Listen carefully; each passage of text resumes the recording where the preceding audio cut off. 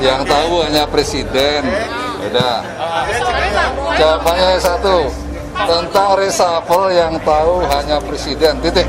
Ahok ini dua hal. Kita harus bedakan Ahok yang sekarang dengan kemampuan personal. Secara personal, Ahok ini tokoh yang mumpuni. Dia ini tokoh handal. Bahkan sebetulnya kalau diberikan mengurus BUMN, ini orang jago. BUMN kita saya yakin akan bangkit. Sebagai tokoh, dia ini sosok yang punya kapasitas, punya kapabilitas, dan mumpuni. Saya bahkan mendukung Ahok ini mengurus sesuatu yang besar di Republik ini. Akan segera tanda tangani Perpres, di mana di situ nanti ada kandidatnya, ada banyak. Pak Ahok. Ya kalau buat negara untuk bangsa ya saya pasti bersedia gitu ya. Beliau mengatakan bahwa tolong bursa juga mulai bersih-bersih juga. Biar masyarakat yang menilai. Kalau saya sih melihat kayak nggak ada orang lain aja gitu. Dan apa sih hebatnya gitu? Menurut saya sih biasa-biasa aja. Karena itu Pak Jokowi, ya Pak Lurah, ya di zaman Pak Lurah berkuasa yang akan berakhir 3,5 tahun lagi, insya Allah ya. Rezim Pak Lurah ini lantas menggergaji Pancasila. Sebenarnya kasihan sama Anda loh Pak Lurah ya. Nah, di medsos itu kan banyak sekali yang mengumpulkan dasar kebohongan Anda itu. Engkau hendaknya betul-betul jauhi berbohong itu. Karena berbohong itu akan membawamu kepada kejahatan, ya, dan kejahatan itu akan mengantarmu ke api neraka. Pak Ahok dengan Pak Jokowi dekat ya.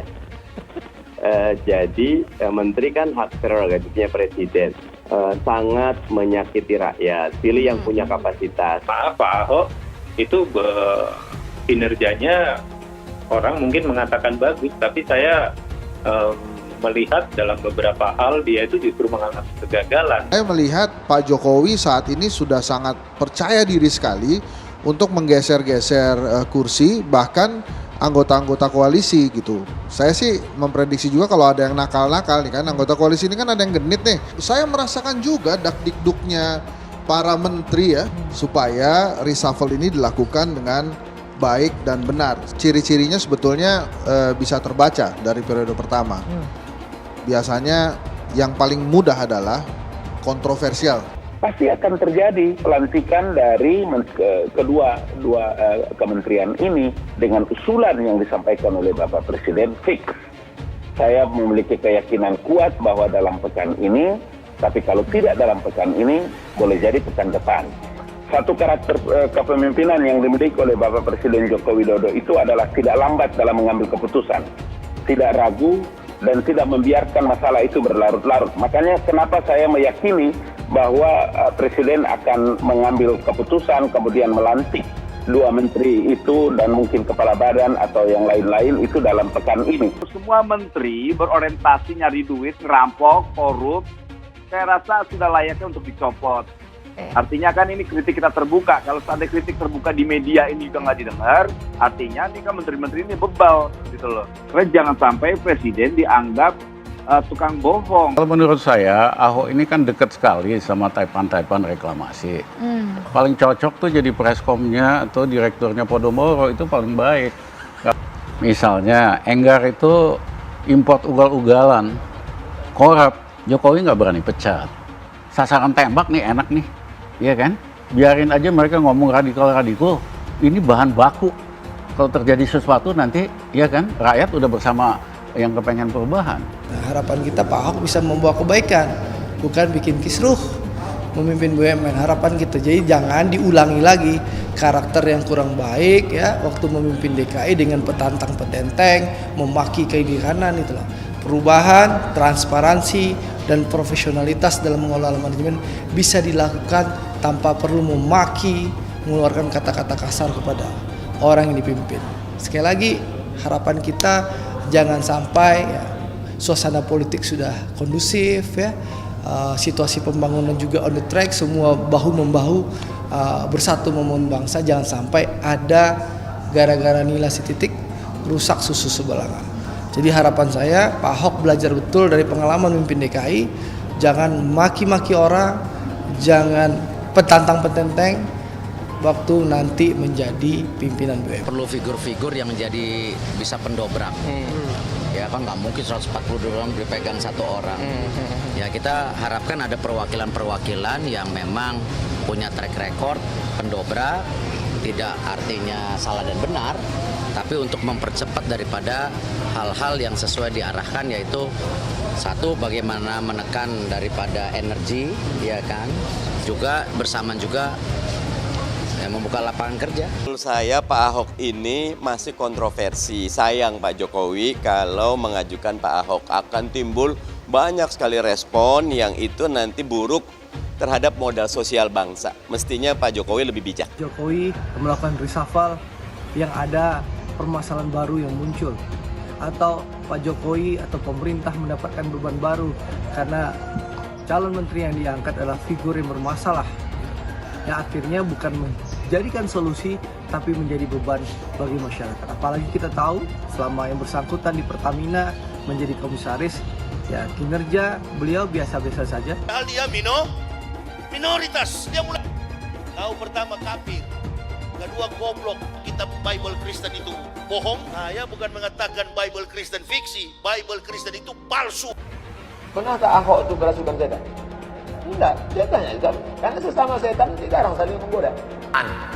Setan. Karena di salib itu ada jin kafir. Haleluya. Saya nggak pernah mundur untuk kebenaran, keadilan, kejujuran, dan peri kemanusiaan. Gue nggak pernah mundur. Dan gue nggak pernah takut juga sama lu. Siapapun yang rasis, gue akan hadapin. Karena rasis itu tidak berperi kemanusiaan. Sama saya ditanya dulu kan, kamu nyesel nggak statement kamu di Pulau Seribu sehingga masih masuk penjara? Tidak pernah nyesel. Karena saya mengatakan kebenaran. Kenapa ada lu kita jadi masalah gitu? Alasannya ngomong kasar, ngomong apa, bukan. Asal transparansi saja kamu nggak suka. Ngomong apa adanya kamu nggak suka. Kalau mau eksekutor ya saya jadi dirut. Tapi persoalannya kalau saya jadi dirut, ribut. Kadrun-kadrun mau demo, mau bikin gaduh lagi republik ini gitu loh. Nabi Muhammad dulu juga bukan cuma dakwah ya, beliau juga dagang gitu loh. Mengerti tentang saham, wah ini anak S2 kalah ini. Saya kira itu yang paling penting gitu, ngerti gimana trading saham. Apalagi di saham lagi bullish, orang biasa pun jadi pintar semua sekarang. Karena pasti cuan ini. Hai teman-teman, saya mau memperlihatkan transaksi saya hari ini lakukan trading. Ini bukti transaksi saya, setiap bulannya saya melakukan penarikan ratusan juta rupiah. Kalau saya bisa, kalian juga bisa guys. Oke, itu yang mau saya tunjukkan. Like video ini sekarang juga dan gunakan link di kolom deskripsi. Bukan cuma itu saja. Untuk melakukan trading, transaksi tidak dikenakan fee, baik itu investasi saham, trading forex, komoditas, bitcoin, option, dan lainnya. Untuk membuka sekuritas, tidak ada biaya sama sekali. Langkah pertama adalah tekan link di kolom deskripsi untuk mendaftar, lalu registrasi. Untuk mulai investasi, pilih saham, tentukan jumlah investasi, lalu beli. Setelah nonton video ini, ayo buka sekuritas hari ini, gratis, cepat, dan simple. Pastikan gunakan link di kolom deskripsi untuk mendapatkan $10.000 di akun virtual Anda. Gunakanlah $10.000 di akun virtual untuk latihan. Cek di kolom deskripsi untuk kelas trading dan bantuan registrasi. Promo kelas trading bisa kalian dapatkan jika deposit di bulan ini. Selamat menonton guys, enjoy! Hai semua, dengan saya Jonas Leong. Terima kasih banyak buat kalian, penonton setia yang selalu menonton di channel ini. Saya secara personal sangat menghargai waktu kalian. Dan saya sudah menganggap kalian sebagai family karena kalian selalu support di channel ini. Bagi kalian yang selalu menuliskan opini kalian di kolom komen, saya baca komen kalian satu persatu. Saya baca komen kalian untuk mengetahui opini kalian, tanggapan kalian, dan masukan kalian sangat berguna untuk video selanjutnya. Terima kasih banyak buat kalian yang selalu menekan tombol like di awal video. Video seperti ini membutuhkan waktu dan juga research. Dan ini semua gratis untuk kalian. Jadi pastikan kalian menekan tombol like-nya, supaya saya mengetahui kalian menyukai konten yang saya bagikan. Ahok ini dua hal. Kita harus bedakan Ahok yang sekarang dengan kemampuan personalnya. Secara personal, Ahok ini tokoh yang mumpuni. Dia ini tokoh handal. Bahkan sebetulnya kalau diberikan mengurus BUMN, ini orang jago. BUMN kita saya yakin akan bangkit. Hanya masalahnya, Ahok ini pernah punya catatan hukum lah. Kalau bicara tentang aturan memang dia pernah dihukum 2 tahun, ini memang akan menghambat beliau. Menghambat beliau baik itu menjadi menteri atau menjadi capres atau cawapres nantinya. Tetapi sebagai tokoh, dia ini sosok yang punya kapasitas, punya kapabilitas dan mumpuni. Jadi kalau apa yang kemarin di media sosial itu menjadi rame tentang Ahok, itu juga bagian dari kita berpolitik. Saya bahkan mendukung Ahok ini mengurus sesuatu yang besar di Republik ini. Dan ini, ya mohon maaf, Adian ini kan kawan saya, sahabat saya juga ya. Mungkin kemampuannya untuk menjadi menteri, ya bisa saja, tetapi kita harus melihat menyusun menteri ini kan tidak mudah. Ya mungkin Adian mungkin belumlah untuk menjadi seorang menteri di kabinet Pak Jokowi ini, karena masih banyak sekali tokoh-tokoh yang bisa kita dudukkan di kabinet ini yang lebih handal. 1 abad kemerdekaan Indonesia akan menjadi tahun emas untuk Indonesia. Di 4.0 Indonesia tercepat di Asia Tenggara. Indonesia memiliki startup sekitar 2.193, kelima terbesar di dunia. Proyek ini akan menciptakan puluhan ribu lapangan kerja baru, namun juga mengurangi emisi gas rumah kaca. Indonesia memiliki 5 unicorn dan Indonesia bahkan telah memiliki 1 dekakorn. Indonesia merupakan negara mitra yang sangat kuat. Kemajuan industri 4.0 akan menjadikan Indonesia top 10 ekonomi global di tahun 2030. Kita harus melompat jauh, keluar dari krisis, pulih, dan tumbuh lebih kuat. Saya yakin Indonesia keluar dari pandemi ini sebagai pemenang. Dengan penuh keyakinan Presiden Joko Widodo atau Jokowi mengatakan bahwa Indonesia akan menjadi Indonesia emas di usia 1 abad kemerdekaannya pada tahun 2045 mendatang, di mana hal ini merupakan visi yang amat besar bagi Indonesia yang akan diwujudkan melalui industri 4.0. Di tahun 2045, 1 abad kemerdekaan Indonesia akan menjadi tahun emas untuk Indonesia, Indonesia emas.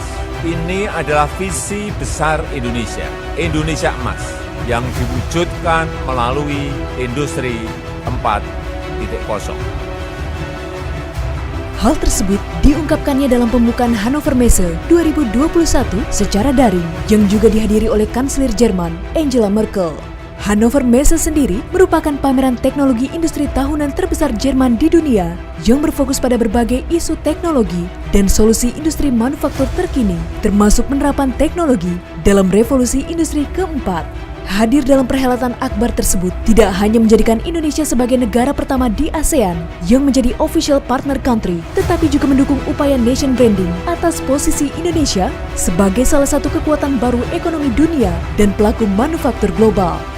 Dalam sambutannya, Presiden Jokowi mengatakan bahwa potensi ekonomi digital di Indonesia sangatlah besar, di mana saat ini ekonomi digital dan industri 4.0 Indonesia tercepat di Asia Tenggara. Startup kelima terbesar di dunia, yakni sebanyak 2.193, 5 unicorn hingga 1 dekakorn. Ekonomi digital dan industri 4.0 Indonesia tercepat di Asia Tenggara. Indonesia memiliki startup sekitar 2.193, kelima terbesar di dunia.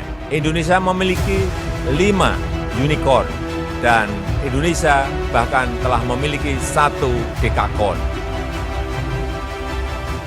Bahkan Jokowi memproyeksikan industri digital memiliki sumbangsi cukup besar dalam produk domestik bruto atau PDB, yakni sekitar 133 miliar US dollar di 2025. Didukung dengan 185 juta penduduk yang memiliki akses internet terbesar keempat di dunia. Kedepan, industri ini akan berkontribusi pada PDB Indonesia sekitar 133 miliar dolar Amerika Serikat di 2025.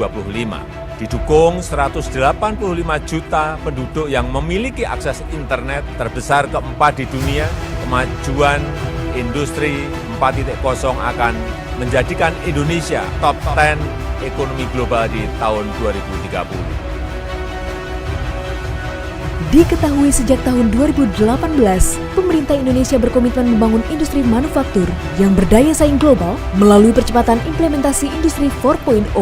Langkah ini ditandai dengan peluncuran Making Indonesia 4.0 sebagai peta jalan dan strategi Indonesia memasuki era digital yang tengah berjalan saat ini. Making Indonesia 4.0 memberikan arah jelas bagi pergerakan industri nasional di masa depan, termasuk fokus pada pengembangan 7 sektor manufaktur, yaitu industri makanan dan minuman, industri tekstil dan pakaian, industri otomotif, industri kimia, industri elektronik, farmasi, dan alat kesehatan yang akan menjadi percontohan. Dengan adanya roadmap implementasi Making Indonesia 4.0, Jokowi mengatakan ada 3 hal utama, yakni penguatan sumber daya manusia di Indonesia dengan berbagai tantangan. Indonesia sendiri telah menyiapkan roadmap implementasi Making Indonesia 4.0. Terdapat 3 hal utama. Yang pertama, di era industri 4.0, penguatan SDM adalah kebutuhan. Kedua, menciptakan iklim investasi yang kondusif bagi industri 4.0. Presiden Jokowi menyebut bahwa dengan Undang-Undang Cipta Kerja akan mempermudah izin usaha, memberikan kepastian hukum, hingga menyediakan jutaan lapangan kerja. Indonesia memiliki bonus demografi. Pada tahun 2030, jumlah usia produktif di Indonesia tumbuh 2 kali lipat. Tantangannya adalah penyiapan SDM yang mampu menghadapi tantangan masa depan. Dan yang ketiga, ialah investasi pada pembangunan hijau. Di Indonesia sendiri, terobosan pembangunan hijau telah dilakukan, seperti halnya penemuan biodiesel dengan menggunakan kelapa sawit hingga pemasangan pembangkit listrik tenaga surya di sektor rumah tangga. Investasi pada pembangunan hijau. Pandemi ini momentum untuk mendorong pembangunan hijau. Menurut World Economic Forum, potensi ekonomi hijau atau pembangunan hijau sangatlah besar. Peluang bisnis sebesar 10,1 triliun dolar, peluang 395 juta lapangan pekerjaan baru hingga 2030. Di Indonesia, berbagai terobosan telah dilakukan. Pembangunan biodiesel atau green diesel dari kelapa sawit, pemasangan pembangkit listrik tenaga surya atap di sektor rumah tangga. Proyek ini akan menciptakan puluhan ribu lapangan kerja baru, namun juga mengurangi emisi gas rumah kaca. Wujudkan transformasi digital di Indonesia.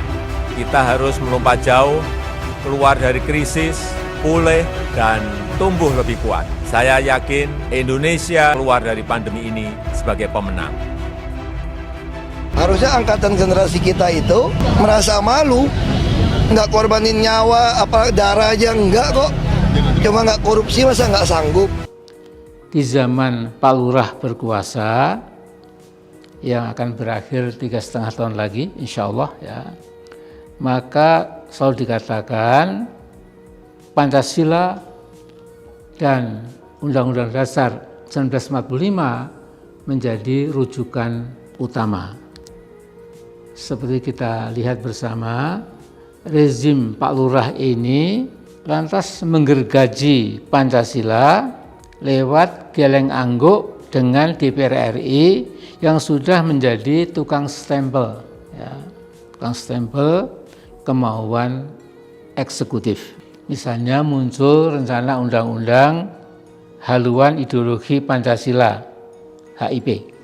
Pancasila diotak-atik, ya, kemudian dibonsaikan, kemudian ya pelan-pelan dijauhi. Presiden itu bisa dipilih sampai 3 periode. Tapi ini pun menurut saya sampai sekarang masih ragu-ragu saya. Jadi kalau kata eksekutif, ya, kata presiden sendiri, saya tidak mungkin setuju dengan presiden 3 periode itu. Ini adalah jebakan, ini menampar muka saya. Sepenuhnya urusan MPR. Pemerintah tidak cawe-cawe, pemerintah tidak ada minat ikut-ikut, karena itu adalah sepenuhnya hak MPR. Nah, masalahnya sudah ragu. Kalau misalnya ada pertanyaan agak nakal, ya memang Pak, tetapi andai kata MPR kemudian menetapkan ketok palu ada pasal perubahan yang menentukan bisa dipilih sampai 3 periode, kira-kira Bapak bagaimana? Juga khawatir jangan-jangan Pak Lurah dan para berhubungnya itu mengidap penyakit oknum-oknum, mungkin juga Pak Lurah nggak sadar ya. Yang sedang dikembangkan itu adalah ya semua bisa ditabrak, semua bisa dihabisi, semua bisa diratakan, semua bisa dipaksa untuk ikut dengan kemauan pemerintah. Itu biasanya rakyat yang merasa tersudut, merasa dizalimi, merasa tidak bisa berbuat merdeka untuk mencapai cita-citanya karena halangan-halangan yang dibuat oleh penguasa. Karena itu Pak Jokowi, ya Pak Lurah, ya saya sebenarnya kasihan sama Anda loh Pak Lurah ya. Nah, di medsos itu kan banyak sekali yang mengumpulkan dasar kebohongan Anda itu. Kejujuran, membawa kebaikan, kebajikan akan mengantar orang yang jujur itu ke dalam surga. Engkau hendaknya betul-betul jauhi berbohong itu. Karena berbohong itu akan membawamu kepada kejahatan, ya, dan kejahatan itu akan mengantarmu ke api neraka. Hai teman-teman, kalian sudah membuka akun untuk melakukan investasi atau trading? Jika belum, membuka rekening sekuritas itu gratis loh. Bahkan cuma butuh 5 menit saja. Cepat dan simple.